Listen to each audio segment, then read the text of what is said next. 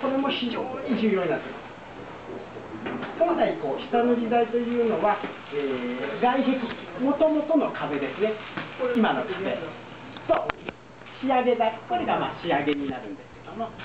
仕上げのペンキをつける接着剤みたいな役割がしてるんですよ。でこちらの下塗りというものを入れずに、いきなり今の壁に、いわゆるそれですねを塗ってしまうと、やはり気が悪い。なので、しっかりと下塗りを入れておくことで、上塗りにも後々生きてくるという。なので、上塗りももちろん大切なんですけども、下塗りが重要になります。